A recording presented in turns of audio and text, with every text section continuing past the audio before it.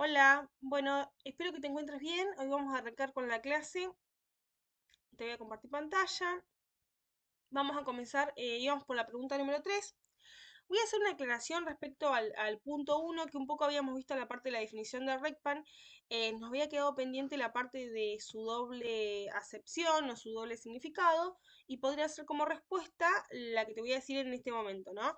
Em, y hago un paréntesis acá, em, bueno, que le ibas a preguntar a tu profe, entonces, bueno, después cuando tengas el mail de tu profesor, escribime y lo interpretamos juntas. Pero como posible respuesta podría ser, sus dos conceptos, uno se puede interpretar como un ajuste integral a los estados contables y el otro concepto es como un resultado neto del ejercicio, o sea, como una cuenta de resultado que forma parte del resultado del ejercicio. Entonces, el primer concepto que es ajuste integral a los estados contables, eso significa que el RECPAN se considera como un ajuste que afecta a toda la estructura de los estados contables de una empresa. No se limita a una cuenta específica, sino que tiene un impacto más bien en la presentación integral de la información financiera. Eso un poco sería el concepto. Y la otra definición que dijimos, o el otro concepto que dijimos que se puede interpretar como un resultado neto del ejercicio, esto se refiere a que el RECPAN puede afectar directamente al resultado neto de la empresa en un periodo contable. Es decir, al ajustar por inflación ciertas partidas de los estados contables, puede influir en el cálculo del resultado neto, reflejando así el impacto de la variación a la partida del poder adquisitivo de la moneda. Es decir, ese RECPAN que nosotros ponemos y que lo tenemos en cuenta y que seguramente vos lo estuviste calculando, como lo que hablábamos en la clase anterior, método directo o método indirecto para el cálculo de RECPAN. Después, bueno, para la pregunta 2 habíamos dicho que sí, que en el caso que la empresa devengaba sueldos, se tenía que, sí generaba RECPAN aquellas partidas activos y pasivos monetarios. En este caso hablábamos de un pasivo monetario que era sueldos, sueldos a pagar. Sueldos, generalmente sueldo solo, la cuenta sueldos, sueldos y jornales era más bien una cuenta de resultado negativo y la cuenta sueldos a pagar era una cuenta de pasivo y en este caso decíamos que era pasivo monetario. En la pregunta número 3 acá nos dice si es correcto, en nuestra opinión, hablar de activos y pasivos monetarios como cuentas que son expuestas o que están expuestas por inflación. Entonces la respuesta es sí, ¿no? Lo que veníamos charlando. Justamente los activos y pasivos monetarios son cuentas que no tienen una cobertura, no enfrentan una cobertura frente a la inflación y entonces quedan expuestas. ¿A través de qué? De la pérdida del poder adquisitivo que tiene la moneda, ¿no? En este caso hablamos de que los activos monetarios generan pérdidas para la empresa porque va a tener menos poder adquisitivo de la moneda, por ejemplo, su billete que tenga en la caja o los billetes que tenga en el banco.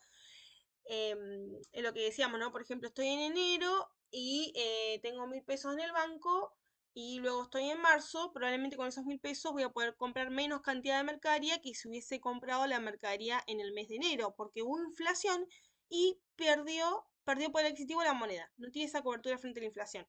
En cambio, cuando hablamos de los activos no monetarios, por ejemplo, los dólares, la moneda extranjera, la empresa puede tener la cuenta caja moneda extranjera, sí presenta una cobertura frente a la inflación, es decir, no está expuesta a la inflación, y esto porque tiene diferencias de cambio, diferencia de cotización, que un poco es lo que va cambiando todo el tiempo, ese valor que tiene la moneda, y que refleja justamente parte de lo que es la inflación o otras cuestiones, pero principalmente decimos que este tiene un tipo de cambio que se va modificando día a día y no vamos a tener problema con la moneda extranjera.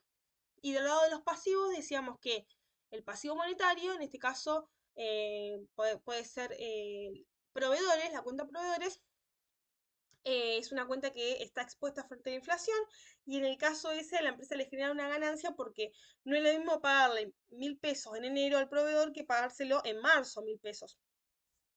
Eh, porque ahora el que está perdiendo poder adquisitivo va a ser el proveedor, ¿no? ¿Se entiende? Del otro lado de punto de vista sería. Del otro punto de vista sería. Pero decimos que los pasivos no monetarios, estos sí tienen una cobertura frente a la inflación. Por ejemplo, podría ser una deuda, le tenemos que pagar al proveedor, pero en dólares. Entonces, ese sí presenta una cobertura. Así que la respuesta es que activo y pasivo monetario sí son cuentas que están expuestas a la inflación. La pregunta número 4 dice, ¿las cuentas de resultados generan RECPAN? La respuesta es no. Una cuenta de resultado positivo o negativo no genera RECPAN. ¿Por qué? Porque dijimos que la cuenta RECPAN va a ser reflejada o surge, ¿no? De activos y pasivos monetarios únicamente. Entonces, una cuenta de resultados nunca puede originar un RECPAN. Nosotros todas las cuentas de resultados positivos y todas las cuentas de resultados negativos, todas se ajustan por inflación. Todas se reexpresan. Le voy a estar aplicando, por ejemplo, un coeficiente de reexpresión.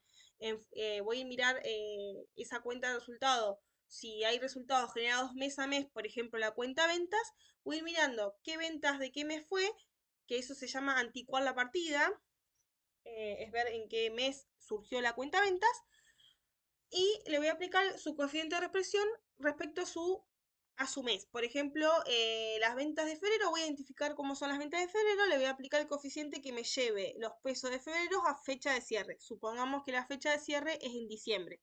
Entonces aplico el coeficiente que se llama febrero. ¿Qué hace eso? Los pesos de diciembre de ventas me los lleva a pesos, perdón, los pesos de la venta de febrero me los está llevando a los pesos de diciembre, que es el cierre del ejercicio. Podría ser cualquier otro mes el cierre del ejercicio. Nosotros siempre vamos a tomar que diciembre es el cierre del ejercicio. Y así con la cuenta de intereses o con las cuentas o costo de mercadería vendida también podría pasar lo mismo, ¿no? Todas las cuentas las tengo que reexpresar. ¿Todas las cuentas cuáles? Cuentas de resultado positivo, cuentas de resultado negativo. Pero no generan RECPAN. Se ajustan por inflación, se reexpresan. Aparte vos después pensá, cuando calculás el RECPAN en algún práctico que tengas, y esto podemos hacer la siguiente clase, vos me podés mandar los prácticos que hayas resuelto y podemos ver alguna cuestión en particular de esos prácticos que vos ya los resolviste, que vos ya los estudiaste, como para ver ejemplos bien puntuales con números, pero vas a ver que los prácticos donde vos tuviste que calcular el RECPAN, solamente tuviste que calcularlo a través del, si usás el método directo, tomamos justamente activos monetarios y los pasivos monetarios. Y eso genera el capital expuesto. Activo monetario menos pasivo monetario va a ser el capital expuesto a la inflación. O también quizás podrías haber utilizado el método en directo, si es que también lo utilizan ese método en directo, pero también vas a llegar al mismo número, ¿no? El RECPAN se va a llegar de la misma forma. Son dos métodos diferentes, pero pensá que en este caso las cuentas de resultado se ajustan por inflación. Entonces la siguiente pregunta que me dice la pregunta número 5, que me dice, ¿la moneda extranjera genera RECPAN? Está como ahí, dice, ¿la moneda extranjera sola genera RECPAN? Bueno, si yo pienso en la moneda extranjera, pienso en qué rubro la podría poner, ¿no? Moneda extranjera la podemos poner en disponibilidades, ¿no? Disponibilidades o puede ser en el rubro también caja y banco. O, la cuenta puede llamarse caja moneda extranjera. O la podríamos tener en el rubro inversiones, supongamos que la empresa la utiliza para invertir, es decir, compra moneda extranjera, la guarda, cambia la cotización y ahí luego la vende y ahí gana, ¿no? Con la diferencia de cambio. La podríamos poner en ese rubro que sea en el rubro inversiones, ¿no? Y que se llame la cuenta sola, la cuenta se va a llamar moneda extranjera y ya. O se puede llamar caja moneda extranjera en caja y banco o moneda extranjera en el rubro inversiones, que es un activo. Ahora me pregunto, ¿es un activo monetario o es un activo no monetario? Me fijo por su criterio de medición, me puedo fijar. ¿Cómo es su criterio de medición? A fecha de cierre se mide a su valor corriente, es decir, al valor que tenga la fecha de cierre la cotización, a su valor de cotización, a fecha de cierre. No importa que la empresa la compró en febrero a la moneda extranjera. Cuando estoy en diciembre, me fijo la cantidad de moneda extranjera que tengo y aplico el coeficiente, perdón, y tomo la cotización a diciembre. Eso es un valor corriente lo que estoy tomando. Entonces, nunca puede generar RECPAN. ¿Por qué? Porque es un activo no monetario. Los activos monetarios, acuérdate, son los que se miden a su valor nominal. Listo. Este activo, ¿su criterio de medición es valor nominal? No. Su criterio de medición es costo de reposición. ¿Cuánto me sale volver a comprar la moneda a fecha de cierre? Listo, entonces es un activo no monetario. Activo no monetario no generan RECPAN. En todo caso se reexpresan. Pero ¿qué pasa? Como la moneda extranjera yo ya la estoy tomando de la cotización de fecha de diciembre, que es la fecha de cierre del ejercicio, no necesito reexpresar porque su coeficiente de reexpresión va a ser 1, el número 1, y esto es porque ya está a pesos de fecha de cierre. Entonces también decimos que aquellas cuentas que a fecha de cierre su criterio de medición sea valores corrientes, no es necesario ajustar por inflación porque ya están en pesos de fecha de cierre. Ahora, si estuvieran a valores históricos, ahí sí puedo aplicar su coeficiente de reexpresión. Entonces, tu tarea, ¿cuál va a ser? Buscar en los prácticos donde vos estuviste reexpresando los estados contables y vas a ver que la moneda extranjera lo que te genera es la reexpresión, en el caso de que te genere la reexpresión, desde el punto de vista de cuál. De que cuando llegas a fecha de cierre del ejercicio, vos tenés que fijarte. Vas a tomar la cantidad de dólares, por ejemplo, que lo compraste en febrero a los dólares. La cantidad de dólares que compraste en febrero, si es que, o la cantidad que haya quedado en existencia si es que la empresa vendió, eso también tenés que tener en cuenta. Pero supongamos que durante el ejercicio no se vendió nada, esa cantidad de dólares que tenés en febrero lo vas a multiplicar por la cotización que esté a fecha de cierre de diciembre, por ejemplo, el ejercicio que sea diciembre de 2022, a fecha de diciembre, su cotización, y todo eso lo vas a comparar con la misma cantidad de dólares, pero multiplicado por la cotización de la compra, al momento que compraste los dólares, por ejemplo, en febrero. Esa diferencia entre cantidad, cotización al cierre, menos cantidad por cotización al momento de la compra, te va a dar lo que se llama diferencia de cambio o resultado por tenencia también. Pero ahí no está ajustado por inflación. Ese es el resultado por tenencia. Es la ganancia que la empresa tiene, si es que a fecha de cierre aumentó la cotización, es la ganancia, ese resultado por tenencia va a ser la ganancia que la empresa obtuvo por tener en existencia los dólares. Ahora, si a su vez yo estoy ajustando por inflación, ¿cómo voy a aplicar el ajuste por inflación? Bueno, voy a tomar lo mismo, la cantidad de dólares multiplicado por la cotización a fecha de cierre, y ahí le multiplico el número 1, que es el coeficiente de cierre, o no lo multiplico por nada, porque ya sabemos que están pesos de diciembre, y le resto la cantidad de dólares multiplicado por la cotización de febrero, multiplicado por el coeficiente de reexpresión de febrero. Y ahí estoy aplicando el ajuste por inflación, lo estoy ajustando. Entonces, la diferencia me va a estar dando el resultado por tenencia reexpresado. Ahí está. Es un resultado por tenencia reexpresado. Entonces, cuando estés analizando la cuenta, o te genera RECPAN o te genera reexpresión. No te va a generar las dos cosas a la vez. No sé si se entiende esa parte. Yo te puedo mostrar, si querés puedo armar algo como muy sencillo, de números, o eh, por ahí lo que podemos hacer es verlo de los prácticos que vos hiciste. De los prácticos, si vos, por ejemplo, tenés alguna complicación, como en el sentido de que compraste dólares, ¿no? La empresa compró dólares y después vendió y después volvió a comprar y tenemos que hacer la medición a fecha de cierre, y si se te complica eso, sí lo podemos ver desde tu práctico puntual. Ahora yo te voy a hacer algo como un ejemplo como muy simple como para que vos puedas estudiarlo y explicarlo en el examen. Por ejemplo, este que estamos hablando, por ejemplo, voy a poner que la empresa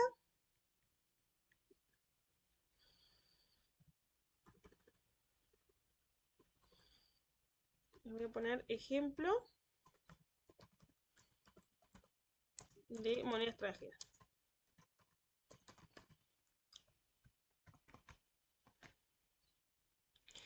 Esta será respuesta, bueno, respuesta número 4. Supongamos que la empresa compra, vamos a poner 100 dólares a, voy a poner cualquier número, 200 pesos. Fácil.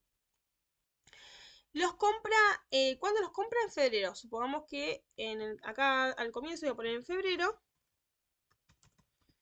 Vamos a trabajar con febrero de 2022, por ejemplo. La empresa compra, lo pongo así facilito, la empresa compra $100. Y supongamos que ya estamos en la fecha de cierre. Supongamos que es en diciembre.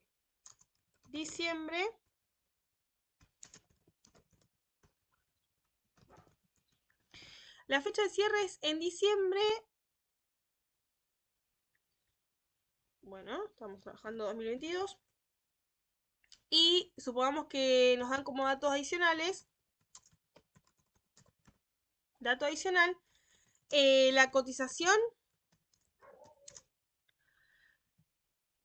al 31 de diciembre de 2022, supongamos que sea de 250 pesos. Supongamos que sea ese valor. Acá no estoy haciendo diferencia entre tipo de cambio comprador, tipo de cambio vendedor. Esto para profundizarlo, recordad que cuando estamos haciendo la evaluación de los activos, esto es como en general, cuando estamos trabajando con los activos, el tipo de cambio que se va a tomar a la fecha de cierre de la medición, a fecha de cierre, va a ser el tipo de cambio vendedor. Y para los pasivos generalmente se toma el tipo de cambio comprador, estamos hablando de la fecha de cierre. Siempre tengo que tener en cuenta que con todos los rubros o con todas las cuentas que esté trabajando, siempre se hace la medición al momento de la incorporación al patrimonio, cuando vos compres esos dólares o cuando vos tomes esa deuda. Y la segunda medición que se va a hacer es a fecha de cierre, donde se va a volver a medir y tengo que fijarme cuál es el criterio de medición a fecha de cierre. Pero siempre tengo dos criterios de medición. El momento de la incorporación al patrimonio, que siempre el criterio es a valores de costo, y a fecha de cierre, bueno, me fijaré si me toca valores corrientes, valores históricos, si me toca, si tiene cotización o no tiene cotización, etcétera. Bueno, entonces, bueno, supongamos en este ejemplo que está muy simple, vas a ver que a fecha de cierre, la medición, voy a poner medición del activo, en este caso es, voy a poner no monetario, pero esto para que lo repasemos, ¿no? Vos pensás que vos vas a hacer el estado de situación patrimonial, vas a poner todos los rubros del estado de situación patrimonial, buscaríamos el rubro banco y caja si lo quiero considerar como moneda extranjera, caja moneda extranjera, o buscaría el rubro inversiones si lo quiero considerar en el rubro inversiones, buscaría, le pondría el nombre de moneda extranjera ese nombre,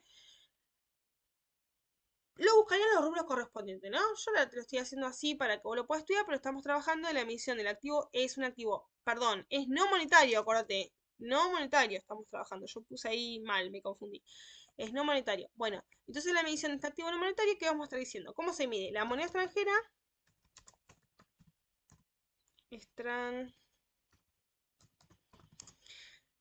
Se mide a fecha de cierre a su valor de cotización. Esto es lo que llamamos valores, el criterio de medición es valores corrientes.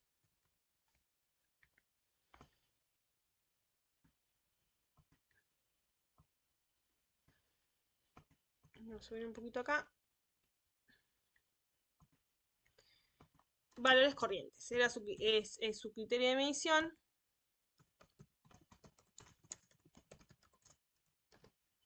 Son valores corrientes. Bueno, entonces pongo moneda extranjera.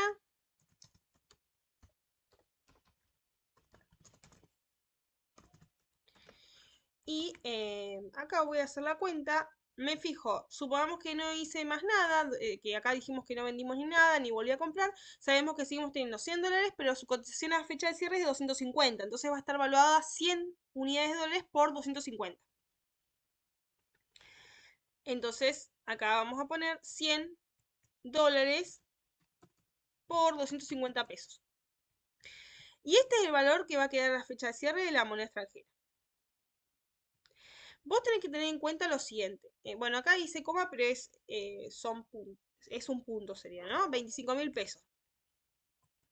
Vos tenés que tener en cuenta lo siguiente, que si nosotros estuviéramos haciendo los asientos contables en el momento en febrero, ¿qué hubiéramos hecho?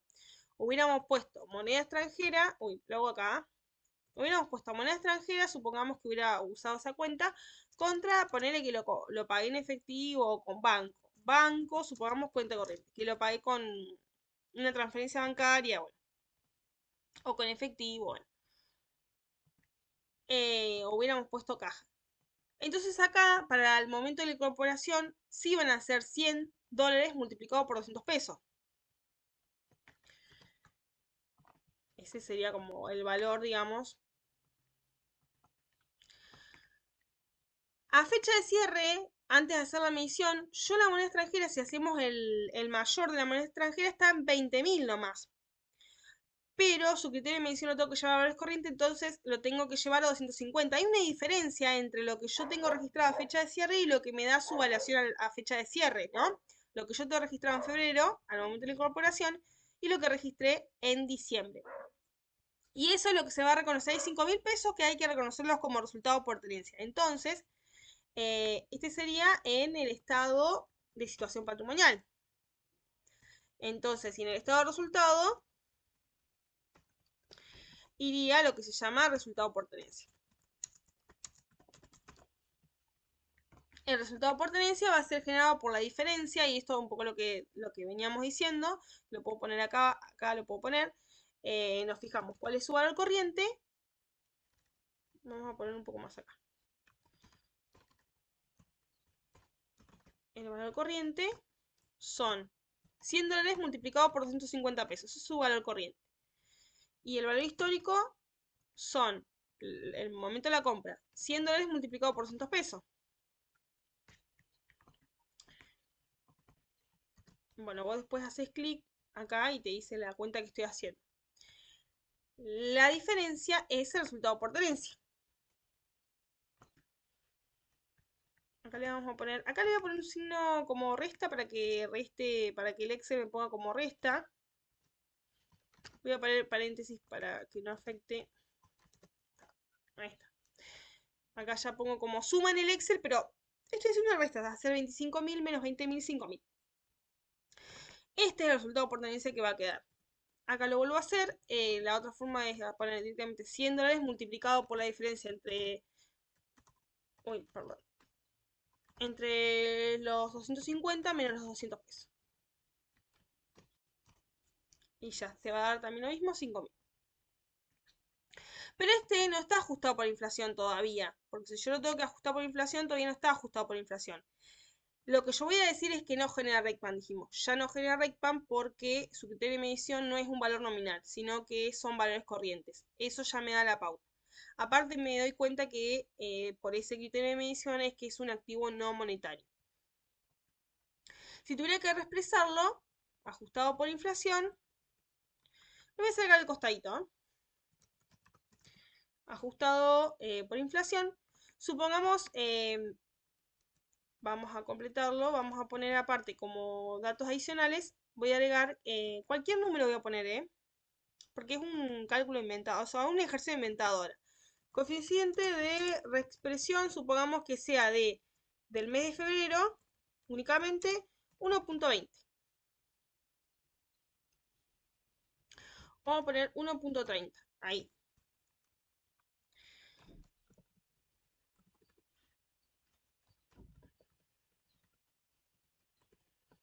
Espera, vamos a probar. A ver, porque no quiero que se pase, o sea, quiero que el valor corriente siga siendo más grande. Voy a probar. ¿Qué es lo que me da? Si no, voy a achicar un poquito ese...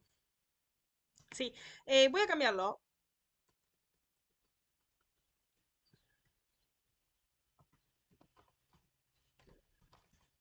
Vamos a poner 1.20 como habíamos dicho al comienzo. Vengo acá arriba y lo cambio. Porque es muy grande el número. 1.20. Ahí está.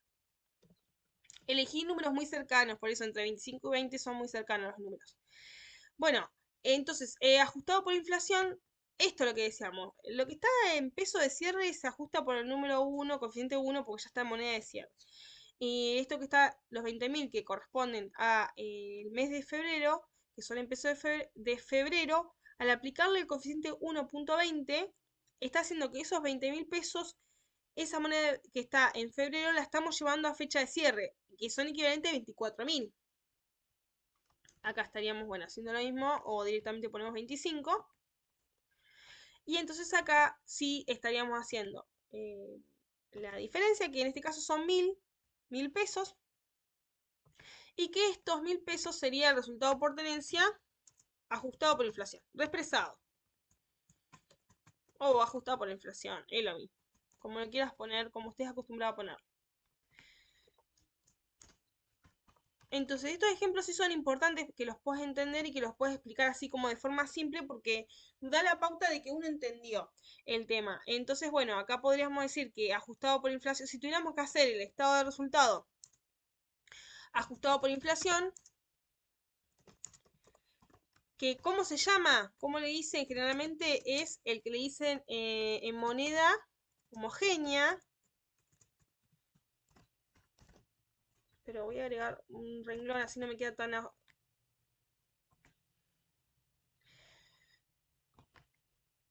tan junto todo.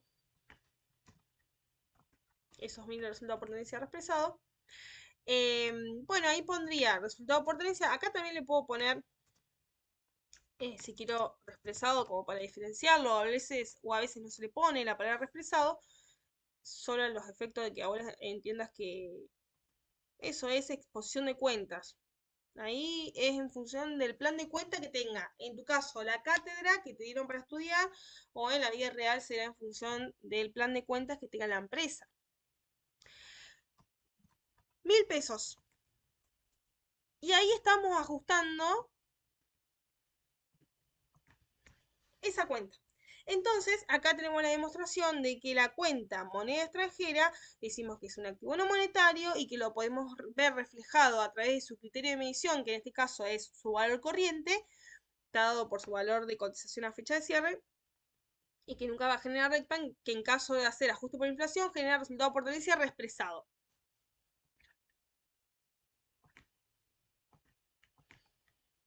Bueno, vamos a seguir. Entonces, volviendo a las preguntas, que era las 5, ¿la moneda extranjera genera RECPAN? La respuesta es no. La moneda extranjera no genera RECPAN. En todo caso, su diferencia de cotización va a generar un resultado por tenencia y que se reexpresa, es la respuesta. Ahora, la pregunta que sigue, que un poco la vimos recién en el ejercicio que te mostré en el ejemplo, que te pregunta cómo se reexpresan las cuentas de resultado producto de comparar dos valores de dos cuentas distintas. Justamente es el caso del resultado por tenencia. ¿Por qué pasa? Pensé que el resultado por tenencia, y vuelvo al ejercicio que estábamos viendo recién, acá cuando pusimos esto, valores corrientes, voy a poner insertar comentario y voy a poner valores corrientes.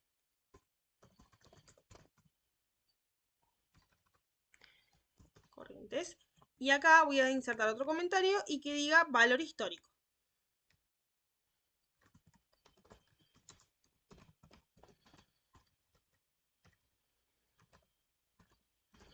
Valores históricos.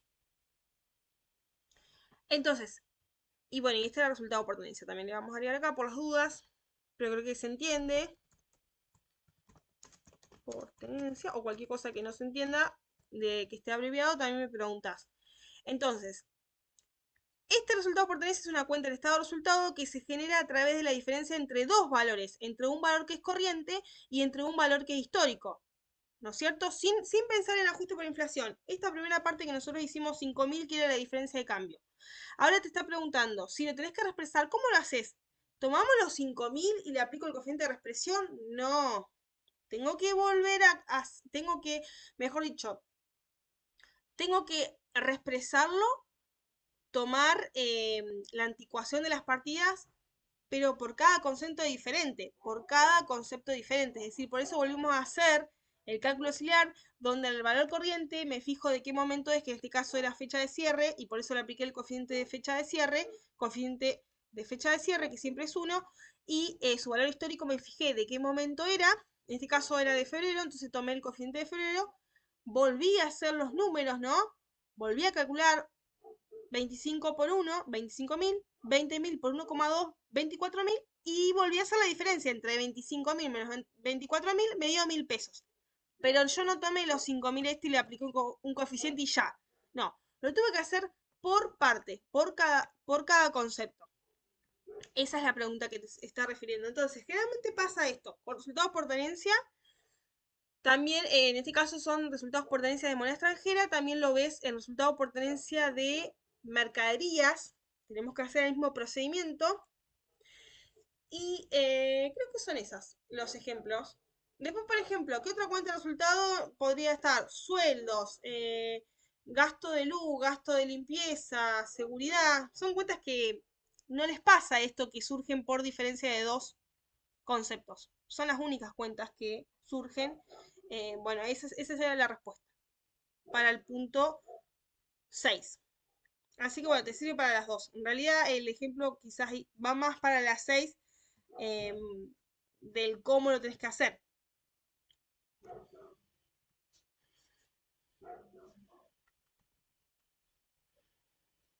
Entonces sería reexpreso por separado cada uno de sus dos valores y calculo la diferencia y ahí me surge el resultado reexpresado. Esa sería la explicación. El punto 7 me dice, cuando se reinicia el ajuste por inflación, ¿qué tratamiento tiene el resultado de la reexpresión? Bueno, yo te voy a mostrar lo que es el RT en la RT6 respecto a cuando se reinicia el ajuste por inflación. Esto es que en los años anteriores no se venía ajustando y luego por la normativa dice, bueno, ahora se tiene que empezar a ajustar. Esto sucedió en el año 2018, que antes del año 2018 no se ajustaba por inflación y a partir de 2018 se empezó a ajustar. Entonces, bueno, acá vamos a hacer referencia a ese RT. Igualmente acá me dice qué tratamiento tiene el resultado de esta reexpresión. Yo estaba buscando apuntes, no encontré apuntes sobre ese tema. Así que bueno, esa sí, esa también te voy a dejar para que vos le preguntes bien a tu profesor cuál es la respuesta que vos tenés que decir. Probablemente sea que se exponga en el patrimonio neto. Entonces, esto sería lo que es la RT6 en este apartado. Fíjate, este es el apartado 4.b.13 que habla de la interrupción y posterior reanudación de los ajustes. Bueno, esto lo puedes leer, vas a leerlo.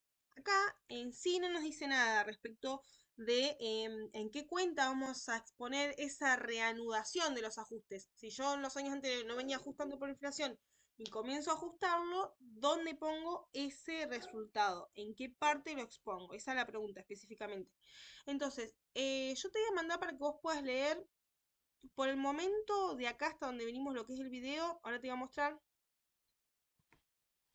Bueno, esta que sería tu carpeta, yo acá estoy poniendo todos los archivos que te estoy buscando para que vos puedas leerlo, te tomes el trabajo de leerlo y por ahí cuando hagamos la siguiente clase me puedes preguntar o puntual de lo que no entiendas. Te lo voy a abrir un poquito para que veas lo que te voy a mandar. Este que está hablando exclusivamente, específicamente esto que yo te comentaba, que lo que sucedió se volvió a ajustar por inflación en el 2018. Entonces habla la aplicación del ajuste por inflación en el 2018. Hace referencia a la RT6. Bueno, entonces acá tenés la parte de la introducción, leíla, todo lo que es la introducción. Acá te dice cómo aplicas la parte de la reanudación del ajuste por inflación. Bueno, acá también habla de monetario y no monetario. Bueno, léelo todo esto. Acá te va diciendo, bueno, como pasos a seguir, cómo tenés que hacer, la parte de anticuación, la parte del coeficiente de reexpresión, y también habla de la parte del patrimonio neto resultado y el RECPAN. Entonces, si vos lees esto y ves que no podés encontrar como una respuesta para esa pregunta, sí específicamente preguntársela a tu profe porque es el que te va a tomar el examen. Entonces, le puedes pedir ayuda en esa pregunta. Y el otro PDF que también te voy a mandar, que es el ajuste por inflación, Este está bueno, tiene ejemplos, tiene esto de los coeficientes de expresión, cómo surgen, em, tenés ejemplos de cómo se van expresando las cuentas que tienen las cuentas de resultado. Bueno, tiene bastante ejemplos, son 32. El RECPAN también, 32 hojas más o menos son. El cálculo de RECPAN por coeficientes diferenciales, cómo se calculan los coeficientes diferenciales, y también lo que es la reexpresión que hablábamos hoy, bueno, la reexpresión integral, pero acá estamos hablando de integral de todas las cuentas, y bueno, cómo es el asiento del asiento por ajuste por inflación. Eso también está bueno para que lo tengas, te lo voy a mandar. Bueno, vamos a seguir con las preguntas. La siguiente pregunta dice, ¿qué situaciones, que sería la pregunta número 8, dice, ¿qué situaciones pueden plantearse al momento de determinar el costo de la mercadería vendida en un contexto inflacionario si se determina por diferencia de inventario? ¿Cómo sería en cada uno de los casos y cuál considera que va a ser más conveniente? Bueno, más o menos está la pregunta. Yo más o menos te digo cómo lo estoy interpretando. Em, La determinación del costo de la mercadería vendida se puede hacer por generalmente dos métodos. Hay un método que se llama por diferencia de inventario, por diferencia de inventario, mejor dicho, que es hacer un asiento global a fecha de cierre del ejercicio. Un único asiento voy a hacer donde voy a determinar el costo de la mercadería vendida, que es una cuenta de resultado negativo, contra la cuenta activo que disminuye, que va a ser la cuenta de mercaderías. Ese también se denomina inventario final, a veces le denominan así. Y el otro método se llama inventario permanente. El inventario permanente no se determina por diferencia de inventario el costo, sino que más bien se lleva una ficha de stock, donde en la ficha de stock vas a poner cada vez que compres las cantidades que compres de mercadería, la fecha cuando compras la mercadería y también las salidas de las mercaderías. Em, y podés identificar de qué partidas son las mercaderías que estás vendiendo. También se necesita ahí un sistema para poder determinar qué mercadería estoy sacando, ¿no? Si tengo dos, tres partidas, o sea, dos o tres compras diferentes, necesito un sistema para poder determinar si las que estoy vendiendo, por ejemplo, las que se llaman PEPs, por ahí te recordás PEPs con las iniciales, si las mercaderías que primero entraron son las que primero salieron, o webs, que son las últimas mercaderías que entraron, son las primeras que salen. Ahora, yendo exclusivamente al método que hice por diferencia de inventario. ¿Qué sucede? En un contexto de inflación, nosotros sabemos que la diferencia de inventario, que sería el otro método que estamos hablando, se determina el costo de la mercadería a través de existencia inicial más compras menos la existencia final, igual al costo de la mercadería vendida. Esa es la fórmula para determinar el costo de la mercadería vendida en un solo asiento. Entonces dijimos, en el inventario final, un único asiento a fecha de cierre. En el inventario permanente, si la empresa lleva un inventario permanente, lleva una ficha de stock. En esa ficha de stock va a estar anotando las entradas de mercadería, la salida de mercadería y los saldos que tenga que le vaya quedando de mercadería. En ese caso va a ser por cada vez que vende, por cada venta que realiza, va a ser un costo de una mercadería vendida. Es decir, hace el asiento de la venta, registra el costo inmediatamente. Hace el asiento de la siguiente venta, registra el costo inmediatamente. Entonces, por cada asiento de venta va a haber un asiento de costo. En el inventario final, un único asiento. Entonces, que dijimos asistencia inicial, más las compras, menos la asistencia final, igual el costo de la mercadería vendida. Entonces ahí fíjate, para reexpresar por inflación, la asistencia inicial le tendría que aplicar a esas partidas el coeficiente inicio-cierre, porque van a estar evaluadas a pesos de inicio del ejercicio, que es lo mismo que decir a pesos del cierre del ejercicio anterior. Más, para las compras me fijo si compré en febrero, aplicaré el coeficiente de febrero para las compras de febrero. Después me fijo, si compré en abril, aplicaré el coeficiente de reexpresión del mes de abril. Eso es anticual la partida. Me fijo de en qué momento son las compras.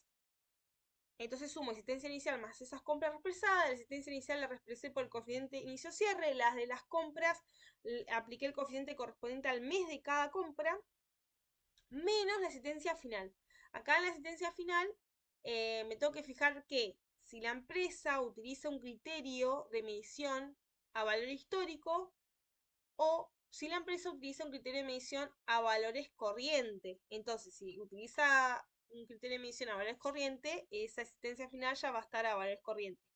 Es decir, va a estar el costo de reposición, o podría ser en algunos casos al BNR, ¿no? Al valor neto de realización. Pero si, por ejemplo, ya sea cualquiera de los dos valores corrientes, costo de reposición o BNR, ya va a estar expresada fecha de cierre. O sea, el coeficiente de expresión sería 1 en ese caso. Ahora, si aplica a valor histórico, me tengo que fijar de la existencia final, tengo que utilizar un método, ahí también se utiliza un método para, en este caso, método para poder evaluar las existencias finales.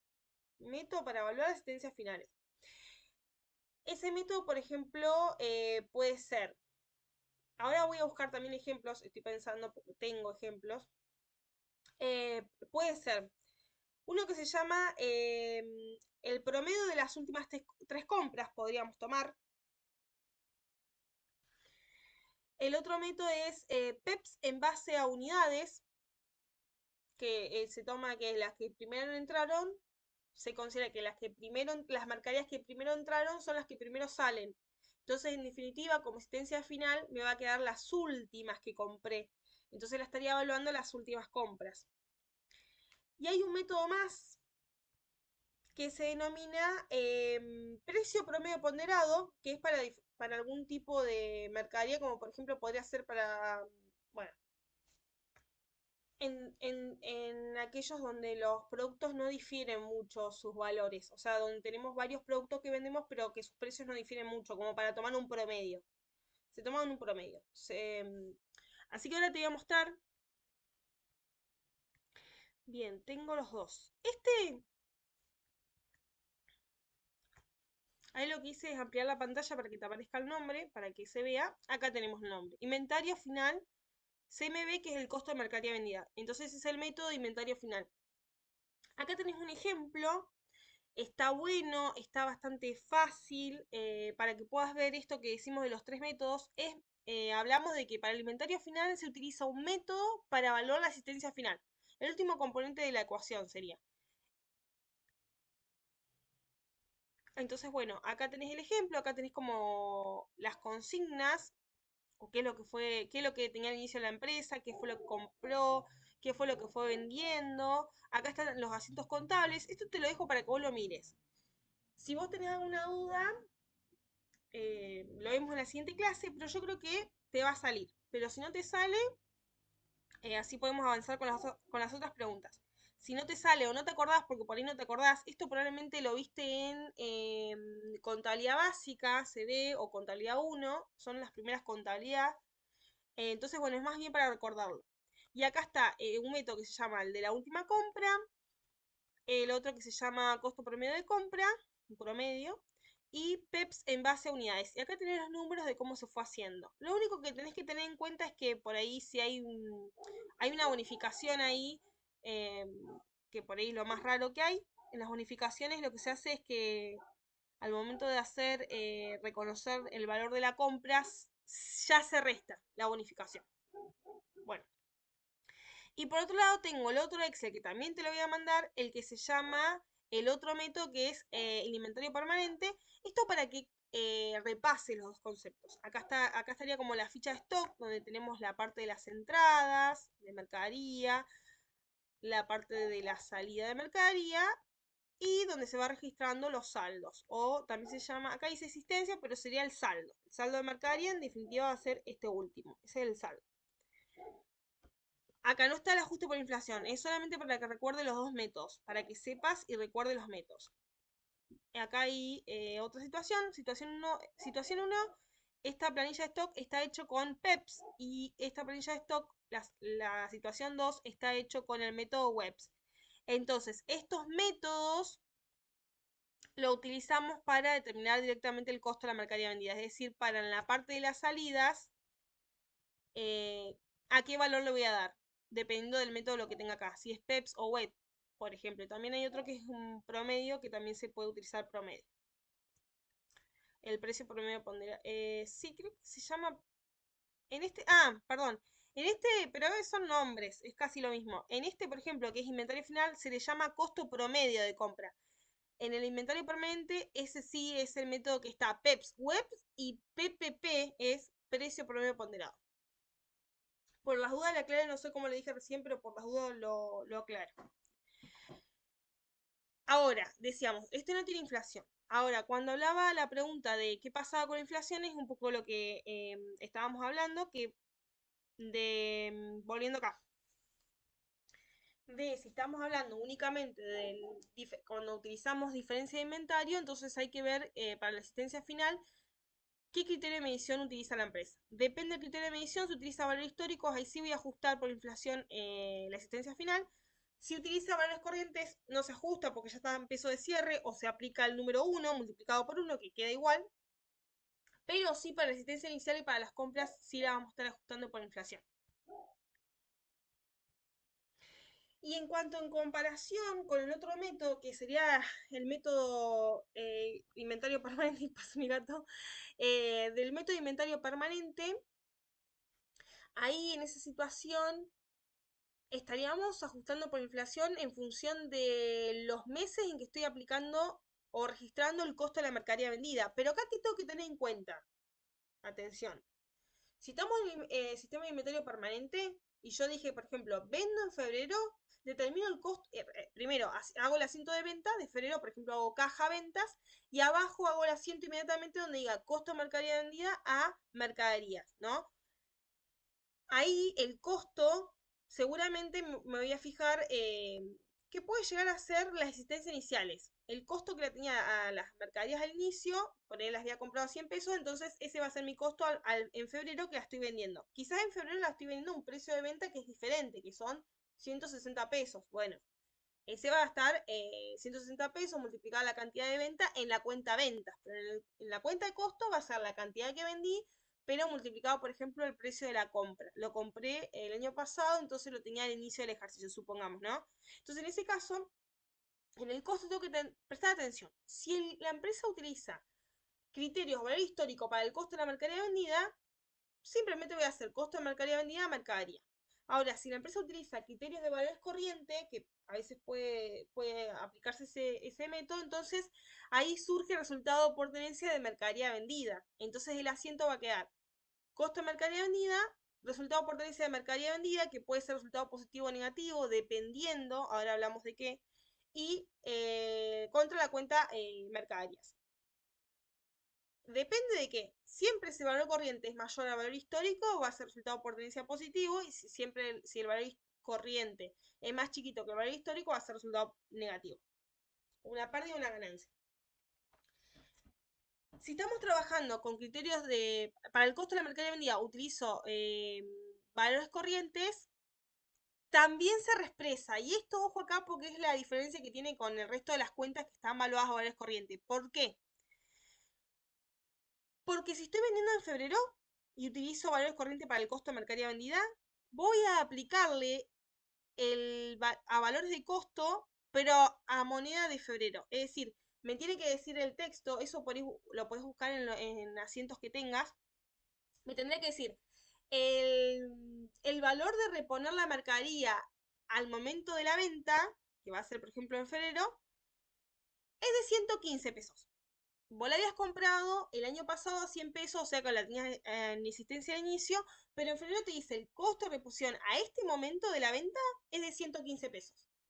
Entonces tomás esos 115 pesos, pero cuando nosotros llegamos a fecha de cierre del ejercicio, que es en diciembre, ese febrero de 115 sí es un valor corriente al momento de febrero, pero al momento de diciembre deja de ser un valor corriente y se ajusta por inflación. Entonces, si vos al costo lo estás valuando al valor de la compra porque utilizamos valor histórico, van a ser esos 100 pesos multiplicado el coeficiente inicio-cierre. Ahora, si estoy trabajando con valores corrientes para el costo de mercadería vendida, serán los 115 pesos que están en pesos de febrero, pero le aplico también un coeficiente, que en este caso va a ser coeficiente de febrero, para llevarlo a fecha de cierre.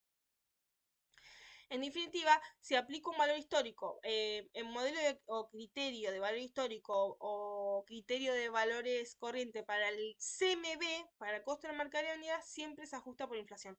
Porque a diciembre pasa a ser un valor histórico. Por lo tanto, acá tengo que tener en cuenta que me va a generar resultado por tenencia, me va a generar un resultado por tenencia de mercadería vendida siempre que en el CMB, costo de mercadería vendida, tengo que aplicar valores corrientes. En mercadería siempre aplico valor histórico porque tengo que dar de baja lo que en algún momento di de alta, y la diferencia me surge resultado por tenencia de mercadería vendida. Entonces, en este punto, ¿qué te recomiendo? Que vos busques en tus prácticos todo lo que tenga que ver con las registraciones de reexpresión, ¿no? La parte de reexpresión. Y principalmente que busque la parte de cuando te toca reexpresar el costo de la mercadería vendida. ¿Qué es lo que aplica? ¿Cuántos ejercicios tenés respecto a eso? Si no se entiende esto que te estoy explicando, por ahí sí, estaría bueno de tus ejercicios que me los mandes, que vos ya los tengas resueltos, que vos ya lo hayas pensado, y por ahí podemos ampliar la explicación con esos ejercicios que ya están hechos. Ahora bien, ¿qué otra cuestión hay que tener en cuenta? En el caso de inventario final, que es como más simplificado, pensás que haces solo un solo asiento de costo de mercadería vendida y es hacerlo por diferencia de una ecuación. Entonces lo que hay que tener en cuenta es que la RT se lo permite a las pequeñas empresas. Es decir, las grandes empresas no van a poder aplicar este método de forma simplificada. Es una forma simplificada de poder determinar el costo. Es decir, que el resto de las empresas tienen que aplicar el criterio eh, de inventario permanente, el que lleva ficha de stock, que es más detallado. Ahora bien, lo que hay que tener en cuenta que lo que es el método que se calcula por diferencia de inventario, lo que se llama inventario final, no te permite calcular sobrantes ni faltantes de mercadería. Entonces ya ahí presenta como un problema. Al ser tan simplificado, vos como empresa no podés saber si se te echó, por ejemplo, si, bueno, depende del producto, ¿no? Cuánta cantidad de productos se te echó a perder, por ejemplo. Supongamos que sea algún producto que sí se puede perder de esa forma. O cuánta cantidad de productos fue robado, por ejemplo, o fue perdido, por ejemplo. em, y en cambio en el inventario permanente sí puedes. Porque en el inventario permanente incluso vas a saber si te faltó mercadería o te sobró mercadería. En definitiva, ¿a qué se refiere eso?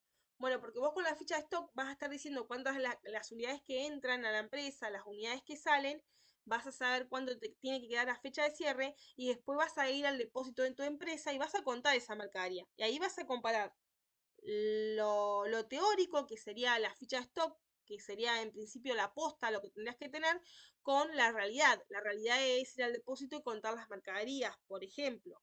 Un ejemplo, ¿no? Y ahí puedes saber si hay sobrantes o faltantes de mercadería, e incluso también evaluar esos faltantes y sobrantes. ¿Cuánto estás perdiendo dinero? ¿Cuánto, entre comillas, ganaste de dinero por sobrantes de mercadería? Eh, esa sería una cuestión.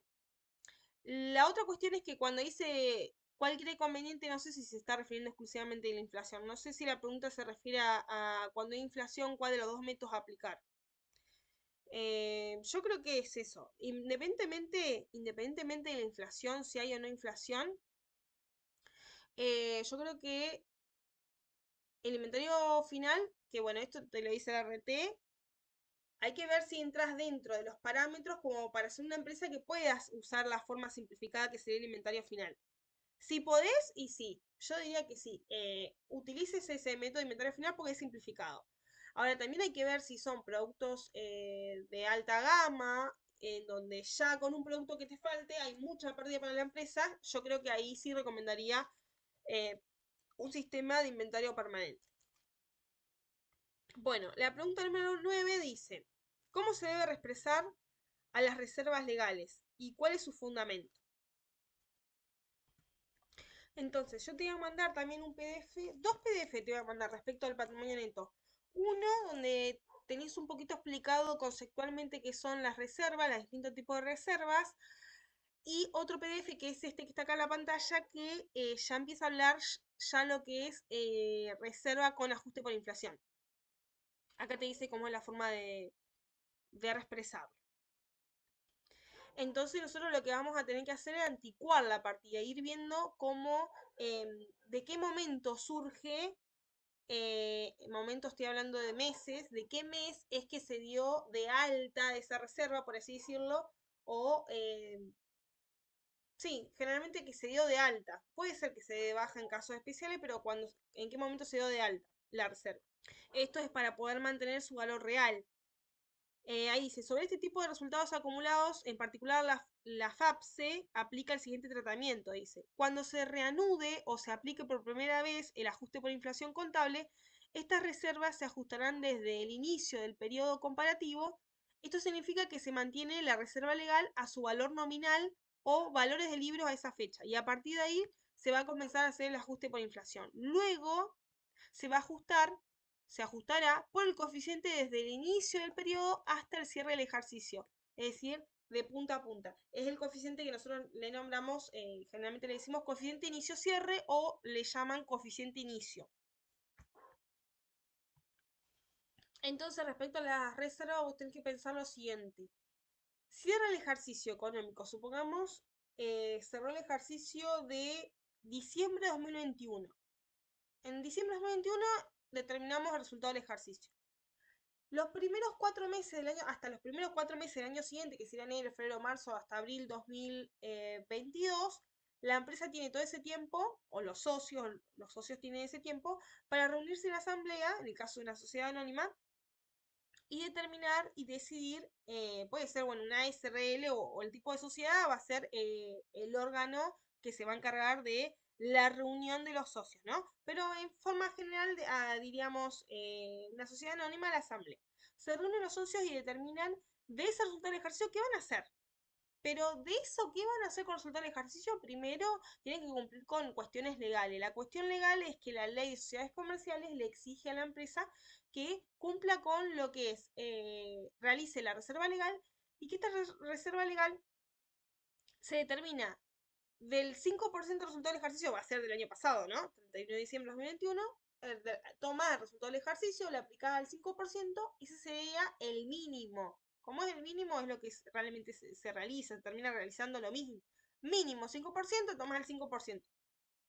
Tiene el tope del máximo, hasta cuándo tenés que seguir cumpliendo con esta reserva legal o creando esta reserva todos los años, hasta que alcance el 20% del capital. Cuando tu reserva en los estados contables, que es una cuenta de patrimonio neto, reserva legal ya superó o está hasta el 20% del capital, es decir, que vos tomas el capital de la empresa, multiplicás por el 20% y ya llegaste a ese valor, listo.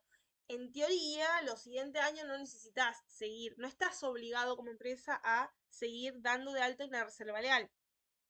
Pero entonces la cuestión aquí es, por ejemplo, supongamos que en febrero ya hacemos ese asiento de distribución de resultados, donde primero cumplimos con esa reserva, después realizamos alguna otra reserva, que puede ser que venga del estatuto, o puede ser alguna reserva facultativa. Esto después te doy los PDF para que recuerde los conceptos. Y después también ahí la empresa decidirá, bueno, me sigue quedando resultado del ejercicio, bueno, por ejemplo, decido aumentar el capital. O, por ejemplo, decido distribuir a los socios, ¿no? O a los, distribuir dividendos en efectivo, o distribuir dividendos en acciones, podría ser. Bien, entonces, exclusivamente lo que es reserva legal, estamos hablando de que viene el resultado del ejercicio anterior, al 31 de diciembre de 2021. Entonces, forma parte de un saldo inicial ese resultado del ejercicio, que va a estar metido dentro de resultados acumulados en el 2022. ¿No? Se mete ya el resultado acumulado porque ya para el 2022 quiero tener una cuenta que diga el resultado del ejercicio de este año. Entonces, bueno, ese es el motivo por el cual estamos aplicando el coeficiente inicio-cierre para reexpresar. Ese sería todo el fundamento. Bueno, después tenemos la pregunta número 10 que dice, cuando una asamblea decide distribuir dividendos en efectivo, ¿qué alternativas, según la doctrina, existe para realizar el proceso de reexpresión? ¿Y cuál considera más conveniente? Bueno, acá entra la cuestión de que, y un poco también está relacionado con el punto 9, pero estamos hablando ahora de distribución de dividendos en efectivo, que decíamos lo siguiente, ¿no? Que la empresa se reúne con los socios, ¿no? Y después de cumplir con las reservas del estatuto, que son estatutarias o reservas legales de la ley, puede distribuir dividendos. En este caso hablamos de dividendos en efectivo. Dividendo en efectivo es una cuenta de pasivo cuando la distribuimos, ¿no? Porque la empresa tiene en el futuro la obligación de entregar dinero. Bien, acá me habla de las dos alternativas. Que la alternativa es que depende quién, o sea, de la doctrina se está refiriendo, ¿no? De aquellos autores que hacen mención o que autores que ayudan a entender la normativa. Puede ser que cuando vos expresás los bienes en efectivo, digas, bueno, lo voy a considerar y voy a estar ajustando, el ajuste por inflación lo voy a estar haciendo por el coeficiente inicio-cierre, porque considero que ese dividendo en efectivo que voy a estar distribuyendo viene del resultado del ejercicio y ese resultado del ejercicio viene del saldo al inicio del ejercicio. El saldo al cierre del año pasado, el saldo al inicio de este ejercicio. Entonces aplico el coeficiente inicio-cierre. O también puedo estar diciendo que no voy a aplicar el coeficiente inicio-cierre, sino que voy a aplicar el coeficiente del momento en que estoy haciendo la distribución. Supongamos que la distribución, en el ejemplo 9, supongamos que, no recuerdo qué mes dije, pero supongamos que hicimos la distribución en febrero o en abril. Vamos a hacer un ejemplo, en febrero, digo, ¿no? Cualquier mes, pero por ejemplo en febrero hice la distribución. Entonces, el coeficiente de expresión no lo voy a estar aplicando inicio-cierre, sino el coeficiente de febrero. O supongamos, si el asiento de distribución de resultados lo hice en abril, será entonces el coeficiente de abril, ¿no? Para llevar esos pesos que están en abril a fecha de cierre. ¿Y por qué lo haría ahí? Bueno, porque considero que es una operación que modifica el patrimonio, modifica el patrimonio porque es del lado del debe vas a tener resultado del ejercicio que disminuye o resultados no asignados, y del lado del haber vas a tener dividendos a pagar en efectivo, que es una cuenta de pasivo, y hace disminuir el patrimonio neto. Entonces considero, tomaría ese coeficiente del momento de la distribución. Entonces esas serían las dos alternativas. O tomo el coeficiente inicio-cierre porque considero que esos pesos vienen del inicio del ejercicio, o tomo del momento en que estoy haciendo el asiento contable, del mes donde estoy haciendo el asiento contable, porque considero que eh, por ser una operación que modifica el patrimonio, y en definitiva cuando salgan los pesos serían como de ese mes en sí, como que la operación o esos pesos que estoy expresando serían como, estarían en moneda, mejor dicho, ¿no? Del mes de febrero o del mes de abril, el mes que sea, ¿no? En el PDF que yo te voy a mandar, que te voy a decir el nombre que te lo guardé, es este que se llama 2, patrimonio neto teoría, porque vas a tener 1, patrimonio neto teoría, que es solamente teoría del patrimonio neto, donde tenés los conceptos de reserva para recordarlos, y en el 2 tenés el patrimonio neto en teoría, pero ya está hablando de la reexpresión, y tenés ejemplos que yo te lo voy a mostrar en este momento. Acá habla de la distribución de utilidades, y acá está esta cuestión. La duda que puede presentarse es en qué momento tengo que reexpresarse, en qué momento voy a reexpresar esa distribución de utilidades, si voy a tomar desde la fecha de la asamblea, por ejemplo dijimos febrero es la asamblea, donde hago el asiento de distribución, o por ahí en abril, ¿no? Dijimos que siempre fecha de cierre hasta 4 meses tiene la empresa. 3 meses o 4. Bueno, hasta ahí. Eso está por la normativa, por la ley.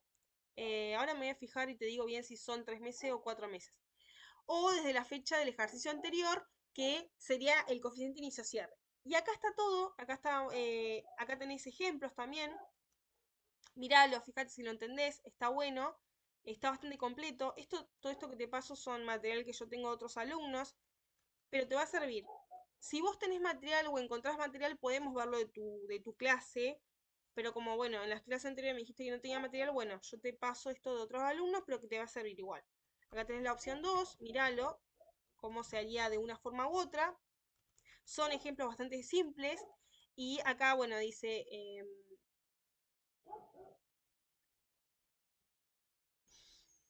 acá está la postura doctrinaria. Acá habla de las dos posturas. Por acá lo dice en el caso de la distribución de dividendos, acá porque está hablando justamente de lo que dice la FAPSE. En el caso de la distribución de dividendos en acciones, por ser cuentas que son permutativas, es decir, que no afectan el patrimonio neto, se van a expresar desde la fecha del cierre del ejercicio anterior, es decir, se toma inicio-cierre. Esta es la postura que se toma, ¿no? Si la asamblea trata los resultados, si la asamblea trata los resultados en moneda de poder adquisitivo de la fecha de la asamblea, los movimientos permutativos se van a expresar desde la fecha en que está expresada esa moneda. Y acá te dice, para ver el ejemplo, tenés que ir a la opción 2. Lo que estaba acá arriba es la opción 2. Se está refiriendo a la opción 2. Esta opción 2. Y por otro lado dice, en el supuesto de los dividendos en efectivos, las disminuciones que, o sea, porque provoca una disminución en el patrimonio neto, hacer una operación que modifica el patrimonio, se expresan desde la fecha en que se realiza la asamblea. Y en este caso estamos hablando de la opción 1. Acá estamos hablando de la opción 1. Entonces, opción 1, 2, acá tenés con números y abajo están, bueno, explicado. Eh, Eso sería lo que generalmente se hace. Nos fijamos, si es una operación que modifica, la operación modifica el patrimonio, ¿cuándo va a modificar? Cuando es una cuenta de patrimonio contra un pasivo, cuando es la partecita donde ponemos resultados no asignados contra dividendos a pagar en efectivo. Ahí se ajusta, se toma el coeficiente del momento de la reunión de la asamblea o de cuando estamos haciendo el asiento contable, por ejemplo, en el mes de febrero. Ahora, cuando son operaciones que no modifican el patrimonio, ya estamos hablando del coeficiente inicio-cierre porque vienen los pesos del año pasado, del cierre del año pasado, que es el resultado del ejercicio del año pasado. Sí, lo que hablamos de la distribución de resultados serían 4 meses, es el tiempo que tiene la empresa para reunirse y determinar el resultado del ejercicio. Mejor dicho, determinar la distribución, cómo va a distribuir ese resultado del ejercicio del año pasado.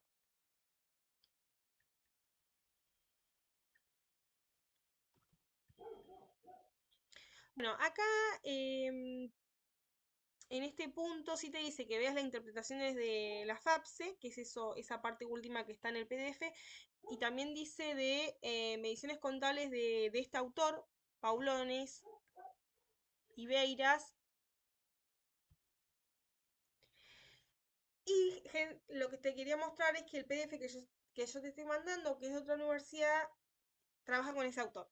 Trabaja con Paulone, Ibeiras, bueno, también trabaja con Fabio Newton, y las interpretaciones de la FAPSE. Así que esto te va a servir.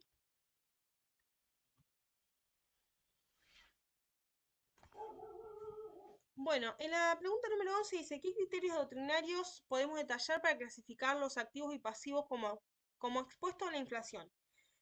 Acá sí, probablemente no sé si trabajan con este autor o están hablando también de otros autores, pero acá sí, para responder esta pregunta, yo te recomiendo que vos le escribas al profesor y que le pidas información, es decir, que te mande información o que te mande acceso a los libros, que vos puedas, bueno, no sé si cómo trabajan con bibliotecas virtuales, pero que vos puedas tener acceso a libros o de algún lado de cómo leerlo, de dónde leer la doctrina, entonces, para poder responder esa pregunta específicamente. Siempre que hablamos de doctrina estamos hablando de autores, entonces ahí siempre tenemos que ir a algún libro o autores determinados como para poder sería como para poder analizar lo que ellos dicen respecto a un tema. Vamos con la siguiente pregunta. Dice, si una empresa no tiene al cierre del ejercicio ninguna cuenta expuesta a la inflación, ¿puede tener RECPAN? Y habría que ver. Por ahí la respuesta podría ser que sí, podría tener RECPAN si tuvo alguna cuenta que sea activo o pasivo monetario de forma tal que a fecha de cierre le quedó cero su saldo, pero que durante el ejercicio fue teniendo diferentes movimientos esa cuenta. Entonces sí va a generar RECPAN. ¿Por qué? Porque después voy a calcular RECPAN, puede ser por dos formas. Lo que seguramente vos hacés en los prácticos es tomar los saldos de cada uno de los meses y aplicarle los coeficientes diferenciales, de forma que, bueno, el saldo del mes de cierre va a ser cero, o se podrá usar los movimientos de la cuenta, cómo fue variando la cuenta mes a mes, y aplicarle los coeficientes de expresión. O tomo saldos, los saldos de las cuentas con coeficientes diferenciales, o tomo los movimientos de la cuenta con coeficiente de reexpresión. De una forma u otra forma, voy a llegar a lo mismo. Pero la respuesta sería que puede suceder que haya cuentas, yo siempre me tengo que fijar si hay activos o pasivos monetarios que hayan tenido movimientos durante o hayan generado diferentes saldos o saldos en algún momento durante el ejercicio, entonces sí va a generar RECPAN. Y a la fecha de cierre, bueno, justo quedó cero. Quedó cero porque no tiene nada. La pregunta 3 dice, ¿en qué casos puede arrojar una empresa un resultado positivo en la cuenta RECPAN? Decíamos que para que se arroje un resultado positivo este RECPAN, son las cuentas de pasivos monetarios. Entonces, si la empresa tiene pasivos monetarios, esos pasivos monetarios expuestos a la inflación van a generar un resultado positivo. Pregunta número 14. ¿En qué difiere tratar a la cuenta deudores por ventas como un activo expuesto o no expuesto a la inflación? Explique brevemente con un ejemplo. Bueno, no entiendo mucho a qué va la pregunta, pero más o menos interpreto lo siguiente. Dólares por venta, me fijo. Si su criterio de medición es valores nominales, que la cuenta así sola, dólares por venta, no dice más nada, su criterio entonces es valor nominal. ¿Qué significa valor nominal? Es el valor que tiene en pesos, expresado en pesos. Si mi cliente me debe 1000 pesos en febrero, a fecha de cierre me va a seguir debiendo 1000 pesos. No importa que hubo inflación, ¿se entiende? No importa que hubo inflación, me va a deber 1000 pesos. Entonces la cuenta así como tal es un activo que está expuesto frente a la inflación. Ese activo me va a generar RECPAN. Si mi cliente me debía en el mes de febrero 1000 pesos, siempre digo febrero, pero puede ser cualquier mes, ¿no? O puede ser en varios meses, diferentes meses, pero vamos a hacer un análisis simple. En febrero me debe 1000 pesos mi cliente. Llega a fecha de cierre del ejercicio, todavía no me pagó, por ejemplo. em, Va a generar RECPAN. El RECPAN lo calculo, bueno, como lo haces en los prácticos, generalmente ustedes toman o los saldos con coeficientes diferenciales o podríamos tomar otra opción, los movimientos de las cuentas con el coeficiente de reexpresión. Ahora, si yo digo, bueno, no, no está expuesto a la inflación, tiene que ser el caso donde sea de dólares por venta con un ajuste. Se llama con cláusula de ajuste. Si estamos hablando de dólares por venta con cláusula de ajuste o de dólares por venta en moneda extranjera, en dólares o en euros, ahí ya sabemos que no está expuesto frente a la inflación. Entonces este activo tiene una cobertura frente a la inflación y entonces este activo va a generar en todo caso resultado por tenencia y se reexpresa. Va a generar resultado por tenencia. A ver, se reexpresa, pero en realidad sabemos que si es dólares por venta en dólares a fecha de cierre, ¿qué criterio vamos a utilizar? Valores corrientes, el costo de reposición, eh, el tipo de cambio a fecha de cierre de los dólares, ¿no? Ya está en moneda de cierre. El reexpresar, lo reexpreso, pero multiplicado por 1. Me queda el mismo número. Eh, y me va a generar, en el estado de resultado me va a generar resultado por tenencia de dólares por venta en dólares, o resultado por tenencia de dólares por venta en moneda extranjera, o resultado por tenencia de dólares por venta en euros, por ejemplo. Todo eso, alguna cuenta de esas podría ser. Entonces, bueno, yo creo que esas serían lo que habría que tener en cuenta. Después también hay que tener en cuenta dólares por venta que pueden tener intereses. Si es que trabajan ustedes con intereses obtenidos a devengar, siempre pensar que la cuenta de intereses obtenidos a devengar es una cuenta accesoria a la cuenta principal que son dólares por venta. Todo lo que le pase a la cuenta principal de dólares por venta le va a pasar a esta cuenta accesoria. Si me toca ajustar por inflación, lo ajustaré por inflación los intereses. Si me toca determinar el RECPAN por este dólares por venta, entonces estos intereses van a ir de la mano. También voy a determinar el RECPAN. Siempre los intereses, siempre hablamos de los intereses obtenidos a devengar como cuenta revisada del activo y que va a estar restando al saldo de dólares por venta. Podés trabajar directamente con la diferencia entre dólares por ventas menos estos intereses. Eso también, fíjate en los prácticos, en lo que tengas hecho cuando hiciste reexpresión, o si no, después me manda el práctico, lo podemos ver en alguna clase, si este tema puntual no se entiende. Así como yo te lo estoy explicando, que lo estamos más charlando que ponernos a hacer en detalle los ejercicios.